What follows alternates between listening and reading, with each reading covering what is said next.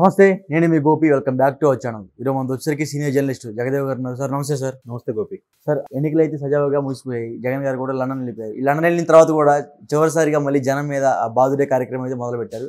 ఏంటంటే సుమారు 10,000 కోట్ల మేర ట్రూ ఆఫ్ ఫండ్ కింద ప్రజల మీద అయితే భారం అయితే వేయబోతున్నారు. సో ఈ కరెంట్ విద్యుత్ ఛార్జీల మీద. సో ఏంటి సార్ అది? విద్యుత్ ఛార్జీలు వినియోగం ప్రతి ఒక్కరు కూడా బాగా పెరిగిపోయింది.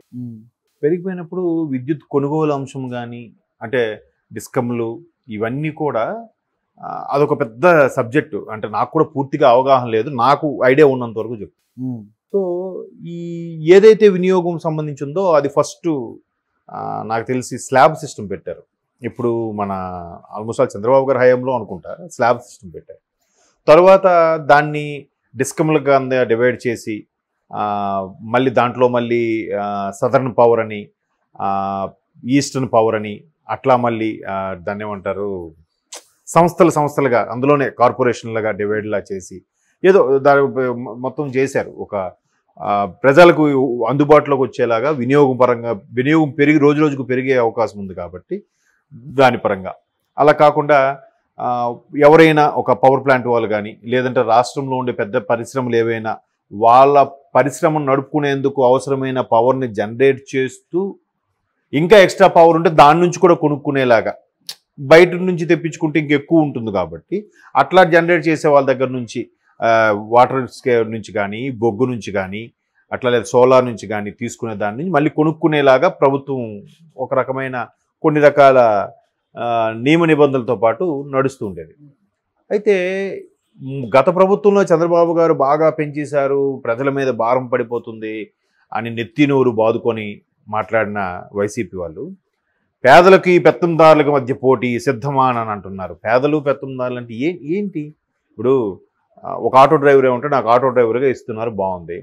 బట్ రోడ్డు బాగాలేనప్పుడు గుంతలు పడడం వల్ల వెనక కూర్చున్న ప్యాసింజర్కి ఒకటికి పక్కన రాడ్డు తగిలిందంట. ఆ రాడ్డు తగలడం వాడికి లటకారి ఏదో ఇష్యూ అయితే వీడికి ఇచ్చిన 10,000 పోను వాడికి ట్రీట్మెంట్ చేయించాల్సింది 20,000 అయిందంట. ఇట్లా అలా కాకుండా ఆ గతుకులు అవడం వల్ల ఆటో రిపేర్లు ప్రాబ్లం ఇలాగ చాలామంది ఎవరు సాధక బాధలు వాళ్ళకు ఉన్నాయి. అంటే ఇట్లా ఫ్రంట్ నుంచి రూపాయి ఇస్తే కింద నుంచి 100 రూపాయలు పోతుందన్నా అంటే అట్లా నిజంగా అటువంటి పదజాలం వాడచ్చో వాడకూడదు ఈ సందర్భంలో. అంటే అలాగే చాలామంది నిర్వేదంతో మాట్లాడడం నేను చూశాను. ఒక ఆయన అయితే నిజంగా కరడుగట్టిన కార్యకర్త వైసీపీకి, అంటే నాతో పాటు తమ్ముడులాగా వ్యక్తి, నా జూనియర్గా చేశాడు, నా కొలీగ్గా. తను చాలా వీరాభిమాని వైసీపీకి, జగన్మోహన్ రెడ్డి గారికి. తన ఫ్రెండ్ తాలూకు వాళ్ళ ఫాదరు ఇలాగే బ్రెయిన్కి సంబంధించి చనిపోతే అప్పుడు ఏంటన్నా అనుకున్నాడు. ఎందుకంటే ఇట్లా చెప్పాడు, దానికి దీనికి సంబంధం ఏంటంటే లేదన్నా అలాగే అనుకున్నాం, ప్రతిదీ లింక్ పెట్టి నేను రియలైజ్ అయిన తర్వాత నాకు అర్థమైంది ప్రభుత్వము ప్రజలు ఒక అనుసంధానంగా చేసుకుంటేనే ఏదైనా అవుతుంది. అక్కడ అలా చేయకపోవడం వల్ల రోడ్లు ఇందాక చెప్పాను ఆటో వాడు తగిలిందని, ఇది ఎగ్జాంపుల్. మా ఫ్రెండ్ అదే నా కొలీగ్ వాళ్ళ ఫ్రెండ్ ఫాదర్కి జరిగింది ఇన్సిడెంట్ అది. ఆయన తర్వాత బెడ్ మీద ఉన్నాడు 1 year అంత కోపం మీద, తర్వాత చనిపోయాడు. కేవలం రోడ్లు ఎన్ని రోజులన్నా 5 ఏళ్ళ నుంచి అదే పరిస్థితి. అంటే దానికి కూడా వీళ్ళు వైసీపీ వాళ్ళు చెప్పే ప్రత్యామ్నాయం అంటే మరి గడిచిన 5 ఏళ్ళు ఎవరు రోడ్డు వేయలేదా? వాళ్ళు వేస్తే ఎందుకు ఇలా పాడవుతాయి? వాళ్ళు సరిగ్గిపోను, వాళ్ళు వేయలేదు అనుకుందాం కాసేపు. ఈ టీడీపీ వాళ్ళు 2014 నుంచి 19 వరకు వేయలేదు. వాళ్ళు సరిగ్గా వేయట్లేదని కదా మిమ్మల్ని 151 సీట్లతో గెలిపించింది.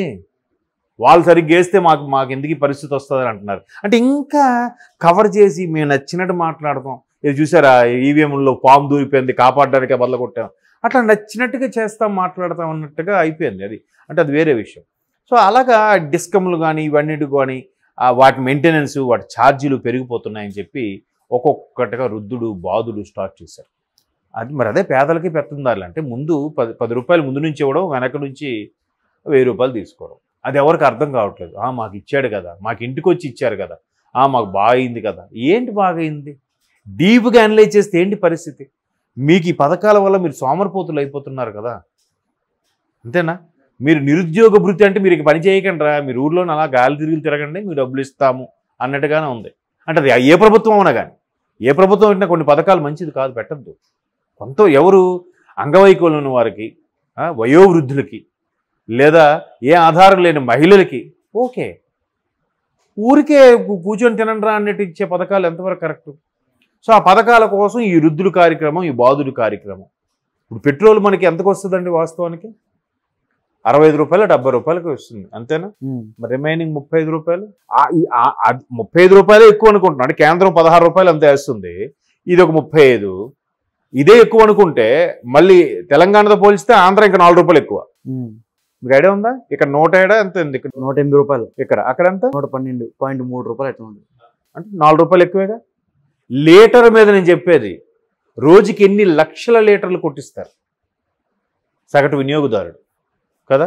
మరి ఈ లక్షలు ఇంటూ 4 రూపాయలు ఎంత అవుతుంది? అదొక్కటి. అంటే ఈ 35 రూపాయలు కాకుండా నేను చెప్పేది ఇదంతా ఎక్కడికి వెళ్ళింది, ఎక్కడికి వెళ్తుంది? అవునా? అలాగా ప్రతిదీ కూడా. ఇప్పుడు విద్యుత్ ఛార్జీలు ఏముంది, అన్ని నాకేశారు. చూసారా, జనరల్గా పేకాట అలవాటు ఉన్నాడు ఇంట్లో ఏది ఉంటే అది తీసుకుని వెళ్ళిపోయి తాకట్టు పెట్టేసి ఆడుతూనే ఉంటాడు. ఆఖరికి మా చిన్నతనంలో అయితే ఎత్తడి బిందులు ఉండేవాడు ఉందా, ఎత్తడి బిందులు, ఎత్తడి చెంబులు, అవి కూడా తాకట్టు పెట్టేసేవారు. అవి కూడా తాకట్టు పెట్టి, అంటే ముందు పెళ్ళం మెడలో బంగారం, వాడి చేతుకుని ఉంగరం స్టార్ట్ చేస్తాడు, ఆ తర్వాత మీరు అన్నట్టు పుస్తెళ్తాడు, అన్నీ ఒక్కొక్కటి అయిపోయిన తర్వాత ఇంట్లో టీవీ, ఆ తర్వాత వాచీలు. అప్పుడు చాలా కాస్ట్లీ ఉండేవి, వాచీలు పెట్టుకొని ఆడడం. ఇట్లా ఒక్కొక్కటి తరగేస్తుంటే ఏం చేస్తాడు, ఎత్తడి బిందులు, స్టీల్ బిందులు, ఇంకా ఆఖరి కూర్చోడానికి కుర్చీలు కూడా లేకుండా ఇంట్లో తీసుకెళ్ళిపోయేస్తున్నారు. అలాగా ఆ పథకాల పేరిట వాళ్ళకి ఇస్తున్నారో చేస్తున్నారో తెలియదు, కానీ అన్నీ వెళ్ళిపోతే ఇంకేముంది. అలా మీరు అన్నట్టు ఆ ఎత్తడి బిందులు, ఆ పాత సామాన్లు కూడా అక్కడికి వెళ్ళిపోతుంటే ఇంకేం చేస్తారు? ఇంకేం ఆప్షన్ ఉంది, ఏముంది? విద్యుత్ ఉన్నాయి. ఈ విద్యుత్ ఇవి కూడా టీడీపీ గవర్నమెంట్లో ఏదైతే ట్రూ అప్ మీరు అన్నట్టు ఛార్జెస్ వసూలు చేయాలో ఆ ట్రూ అప్ కూడా వీళ్ళు మళ్ళీ ఛార్జ్ చేశారు. మళ్ళీ కరోనా టైంలో అందరు ఇళ్లలో ఉన్నారు కదా, ఆ వినియోగం ఏంటంటే ఆ వినియోగం సర్ఛార్జెస్ అని మళ్ళీ అవి వసూలు చేశారు.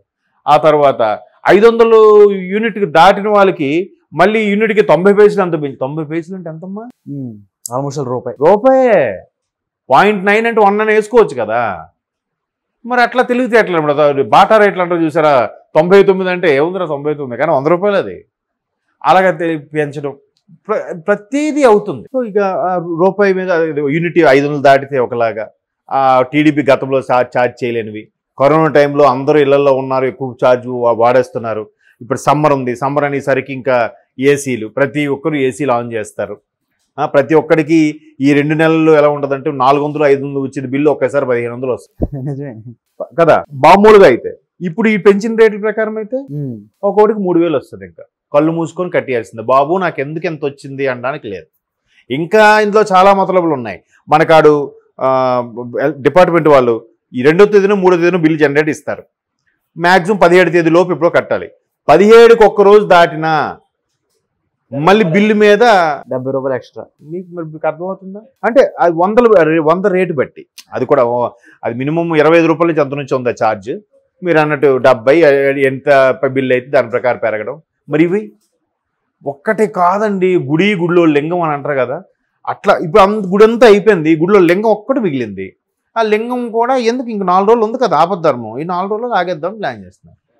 మరి తర్వాత ఎట్లా ఎలా ఉంటుందంటే, అరే నెక్స్ట్ మన పరిస్థితి ఏంటి అర్థం అవ్వట్లేదురా, నెక్స్ట్ కాకపోతే ఏంటి, మనం ఎలాగో రాము, సరే ఇంకొక రోజు ఉందా, సరే 1 డే సీఎంలు ఇంకొక రోజు ఉంది కదా, అది కూడా లాగేద్దాం.